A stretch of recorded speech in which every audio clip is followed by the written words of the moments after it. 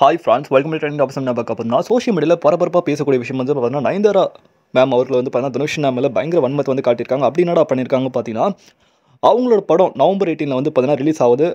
அவங்களோட documentary film வந்து 2 வருஷம் கஷ்டப்பட்டு உழைப்பு போல. ஸோ அந்த உழைப்பான ஒரு படம் வந்து பார்த்தீங்கன்னா பியாண்ட் த ஃபேரி டேல் சொல்லக்கூடிய படம் வந்து நவம்பர் 18 நெட்ஃப்ளிக்ஸ் ஆகுது. ஸோ அதுக்கு வந்து பார்த்தீங்கன்னா என்ஓசி வந்து தனுஷ்னா டிக்ளைன் பண்ணிட்டாரு அப்படின்றதுக்காக வந்து பார்த்தீங்கன்னா தனுஷ் மேல பயங்கர வன்மத்தை வந்து காமிச்சிட்டு இருக்காங்க. எதுக்குப்பா டிக்ளைன் பண்ணாரு அப்படின்னு பார்த்தீங்கன்னா, 10 வருஷத்துக்கு முன்னாடி 2015 வந்து பார்த்தீங்கன்னா நானும் ரவுடி தான் அப்படின்னு திரைப்படத்தை வந்து தனுஷ்னா வந்து ப்ரொடியூஸ் பண்ணியிருப்பாரு. ஸோ அந்த படத்தோட சில சீக்வன்ஸ் வந்து ஒரு 3 செகண்ட் ஆஃப் சீன்ஸ் தான் நாங்கள் யூஸ் பண்ணோம். அதுக்கே நீங்கள் வந்து பார்த்தீங்கன்னா 10 கோடி கிளைம் பண்ணுறீங்க, காம்பன்சேஷனாக கேட்குறீங்க அப்படின்ற மாதிரி நயன்தாரா மேம் வந்து பார்த்தீங்கன்னா பயங்கர வன்மத்தை வந்து காட்டியிருக்காங்க. நீங்கள் வந்து உங்களோட அப்பா கஸ்தூராஜாவும் அது பிரதர் ஆஃப் செல்வராகவன் சாரோட ஹெல்ப்பில் நீங்கள் மேலே வந்திருக்கீங்க. நான் அப்படி கிடையாது, கஷ்டப்பட்டு நான் மேலே வந்தவன். நான் ஒரு உமனாக வந்துட்டு நான் வந்து பார்த்தீங்கன்னா ஒரு பெண்ணாக வந்து நான் எவ்வளோ கஷ்டப்பட்டு இந்த சொசைட்டியில் ஸ்ட்ரகிள் பண்ணி மேலே வந்திருக்கேன்னு எனக்கு தான் தெரியும் அப்படின்னு மாதிரி சொல்லியிருப்பாங்க. ஸோ தனுஷ்னை வந்து ஈஸியாக வந்து அவங்களோட அப்பா அண்ணனோட பிளெஸிங்ஸில் வந்து மேலே வந்துட்டாங்க அப்படின்னு மாதிரி பேசியிருப்பாங்க. ஸோ அது வந்து எனக்கு கேட்கும்போது இப்போ வந்து இன்னொன்று ஒரு விஷயம் ஷேர் பண்ணியிருப்பாங்க. தனுஷ்னா வந்து பார்த்தீங்கன்னா ஷேடன் ஃப்ரெடி சொல்லியிருப்பாங்க, ஜெர்மனி வேர்டு. ஸோ இது வந்து நீங்கள் ஜெர்மனியில் என்ன சொல்லுவாங்கன்னா, ஷேடன் ஃப்ரெடினா ஒருத்தன் கஷ்டப்படும் போது அவங்க சந்தோஷமாக இருப்பான். தனுஷ்னா வந்து மற்றவங்க கஷ்டத்தில் சந்தோஷமாக இருப்பாங்க அப்படின்னு மாதிரி ஷேர் பண்ணியிருக்காங்க.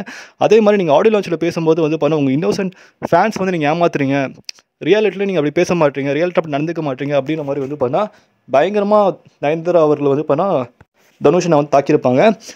ஸோ இவங்க பேசுனது சரியா தவறா அப்படின்னு ஃபஸ்ட்டு பார்க்கலாம். ஃபஸ்ட்டு திங் வந்து செல்ஃப் மேடாக வந்து பார்த்தீங்கன்னா இவங்க வளர்ந்தாங்க சொன்னாங்களே. ஸோ இவங்க எதை காட்டி வளர்ந்தாங்க, தனுஷ்னா எதை காட்டி வளர்ந்தாரு அப்படின்னு விஷயம் இருக்குல்ல. தனுஷ்னா தன் கடின உழைப்பால் இப்போ வரைக்குமே கஷ்டப்பட்டு மேலே வந்தவர். அவரால் பல நடிகர்கள் வந்து பார்த்தீங்கன்னா மேலே வந்திருக்காங்க. அதே மாதிரி பல இயக்குனர்கள் வந்திருக்காங்க, பல தயாரிப்பாளர்கள் வந்திருக்காங்க, பல மியூசிக் டைரக்டர்ஸ் கூட வந்திருக்காங்க. ஸோ அப்படி இருக்கும்போது தனுஷ்னா வந்து பார்த்தீங்கன்னா புதுசாக வந்து கானா கூட வந்து பார்த்தீங்கன்னா ராயன் திரைப்படத்தில் பார்த்துருப்பீங்க. அவர் கூட தனுஷ்னா தான் மேலே புதுசாக இன்ட்ரடியூஸ் பண்ணார். ஸோ அந்த மாதிரி பல பேர் இன்ட்ரடியூஸ் பண்ணி பல பேருக்கு வந்து வாழ்க்கை கொடுத்தாரு தனுஷ்னா. அது எங்கேயுமே வந்து பார்த்தீங்கன்னா நான் வாழ்க்கை கொடுத்தேன், இவனுக்கு நான் வாழ்க்கை கொடுத்தேன், அவனுக்கு வாழ்க்கை கொடுத்தேன், எதுவுமே ப்ரொமோஷனே பண்ணது கிடையாது.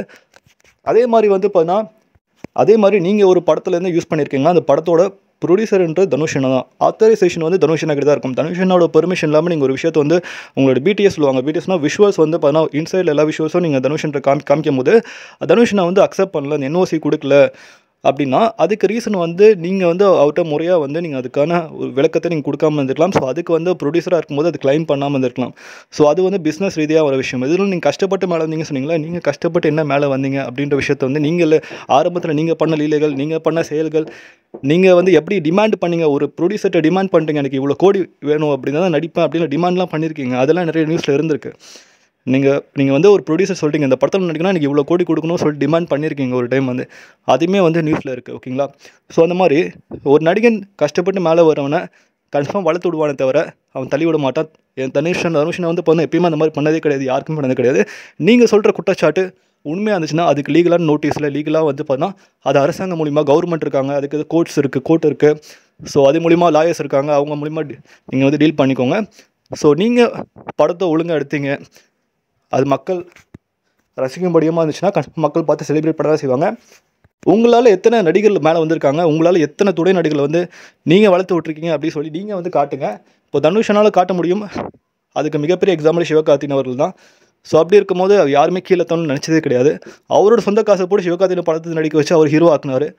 ஸோ அப்படி இருக்கும்போது அந்த மனுஷன் மேலே நீங்கள் தவறான குற்றச்சாட்டு வைக்கும்போது நமக்கு ரொம்ப ஹர்ட்ஃபுல்லாக இருக்குது. ஸோ வந்து மக்களுக்கு தெரியும் எது நல்லது எது கெட்டதுன்னு. நீங்கள் ஆரம்பத்தில் பண்ண உங்கள் லைஃப் பயோகிராஃபி, உங்கள் லவ் பயோகிராஃபி எல்லாத்தையும் எடுத்தாங்கன்னா அதில் என்னென்ன விஷயங்கள் இருக்கும் அப்படின்னு நீங்கள் திங்க் பண்ணிக்கோங்க. ஸோ இதை பற்றி உங்களுக்கு கருத்து வந்து கீழே கமெண்ட் பண்ணுங்கள். மேலும் நம்ம சேனல் பிடிச்ச லைக் பண்ணுங்கள், ஷேர் பண்ணுங்கள், சப்ஸ்கிரைப் பண்ணுங்கள், மறக்காம லைக் பண்ணுங்கள். மகிழ்ச்சி.